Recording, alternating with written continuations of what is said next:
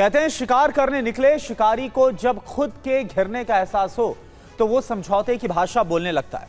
Beijing में Trump गर्मजोशी दिखाने की कोशिश भले ही कर रहे हो, लेकिन तेवर ठंडे पड़े हुए। ईरान को घुटनों पर लाने की जिद में अमेरिका खुद चीन के सामने झुकता नजर आ रहा है।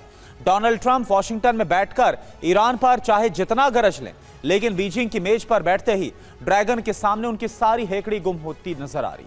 ट्रंप साख बचाने के लिए गए थे, लेकिन जिनपिंग ने ताइवान और ईरान के ट्रैप में ऐसा डर दिखाया कि ट्रंप को खाली हाथ लौटना पड़ सकता है।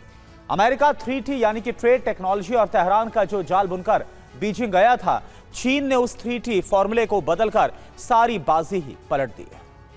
ट्रंप के T3 प्लान के जवाब में जिनपिंग ने भी 3T प्लान बता दिया, जिससे अमेरिका के प्लान पर पानी फिर गया। ट्रंप के 3T प्लान में पहले T का मतलब ट्रेड, दूसरे T का मतलब टेक्नोलॉजी, तीसरे T का मतलब तेहरान था।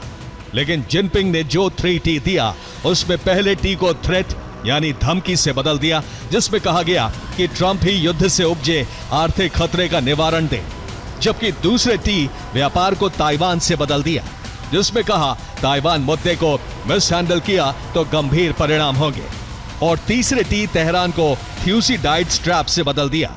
दरअसल थ्यूसिडाइड्स ट्रैप वो स्थिति है जिसमें एक उभरती हुई महाशक्ति किसी पुरानी स्थापित महाशक्ति को चुनौती देती है, और इससे दोनों के बीच बड़ा युद्ध होने की आशंका बहुत बढ़ जाती है, भले ही दोनों युद्ध नहीं चाहते हो। प्राचीन यूनानी इतिहासकार थ्यूसिडाइड्स ने अपनी किताब हिस्ट्री ऑफ पेलोपोनेशियन वॉर में इस सिद्धांत का जिक्र किया था। उन्हीं के नाम पर यह थ्यूसिडाइड्स ट्रैप कहलाया। चीन ने ताइवान को लेकर एक बहुत ही बड़ा चक्रव्यूह रचा हुआ है, जिसमें ताइवान की त्रिस्तरीय घेराबंदी की गई है। पहली लेयर 50 से 150 किलोमीटर की है, जिसे दम घोटने वाला घेरा कहा जाता है। इसके जरिए ताइवान स्ट्रेट में हर वक्त निगरानी की जाती है। कोस्ट गार्ड्स और मैरीटाइम मिलिशिया यहां पर तैनात रहते हैं।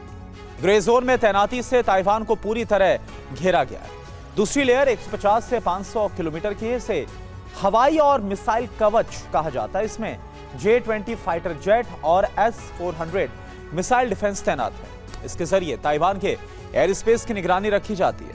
तीसरी लेयर 500 से 1000 किलोमीटर तक है, जो रणनीतिक दीवार की तरह है। यह फिलीपींस सागर से बाशी चैनल तक है, जहां पर कैरियर स्ट्राइक ग्रुप से निगरानी होती है, जिसमें लियानोनिंग और शेंडोंग एयरक्राफ्ट कैरियर की तैनाती है, और इसके जरिए अमेरिका जापान को दूर रखा जा सकता है। देखिए आप रिपोर्ट। उसमें कहा गया दोनों देश हॉर्मुज खोलने पर सहमत हैं, साथ ही चीन हॉर्मुज में किसी भी सैन्य तैनाती के खिलाफ है। चीन ने अमेरिका से तेल खरीदने के लिए सहमति जताई है, जिससे हॉर्मुज से सप्लाई पर निर्भरता कम हो सके।